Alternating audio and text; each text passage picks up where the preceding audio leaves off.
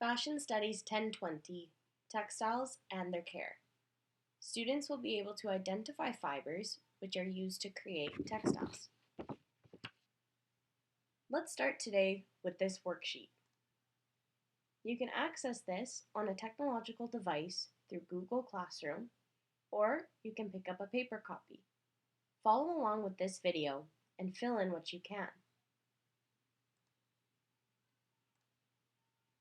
Fibers are thin pieces of thread from a natural or man-made source.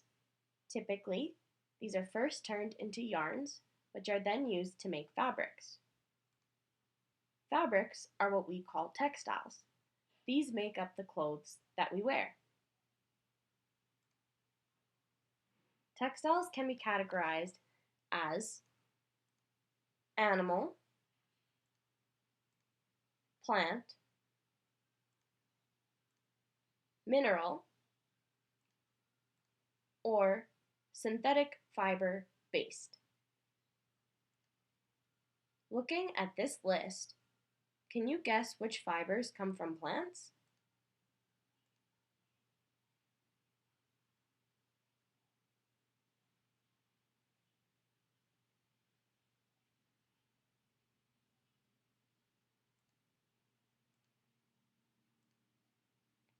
The correct answers are cotton and hemp.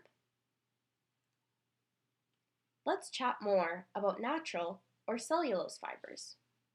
These are fibers that come from animals or plants, or what we call sources of our environment. These can be silkworms or cotton bushes. This is different from synthetic fibers. Synthetic fibers are man-made. We can create textiles that have different qualities, such as different levels of water absorption. Water absorption refers to the ability of a fabric and its fibers to take up water. Going back to its characteristics, we can see that cotton is much more water absorbent than synthetic fibers. This is because it has many spaces between the individual fibers within it. It also relates back to the atoms within it. But before we chat about the science behind this, let's look at where cotton comes from. Cotton bolls can be found growing in bushes. Closest to Canada, we can find cotton growing in more southern states. These are states such as Alabama, Louisiana, South Carolina, and even more. Has harvesting cotton always been a harmless practice? Before cotton fibers can be spun into what we know as a textile, they have to be picked. The state of Georgia passed a law in the year 1818. This law prevented people of color from owning property, which began a type of movement. This law reinforced racism toward black cotton farmers. These farmers were forced to pick cotton in some cities up until the 1940s. Only about 40% of income made went back to these farmers, while the rest of the income went to the employers, who were mostly white males.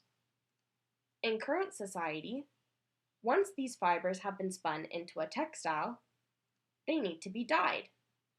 These textiles are shipped to countries and places that have indigo-bearing plants, such as Africa,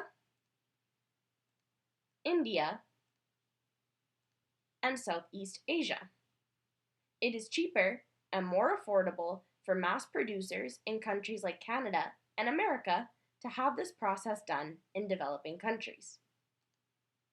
To summarize, although we consider cotton a natural cellulose, its formation into a textile has not been environmentally friendly or even friendly to humans.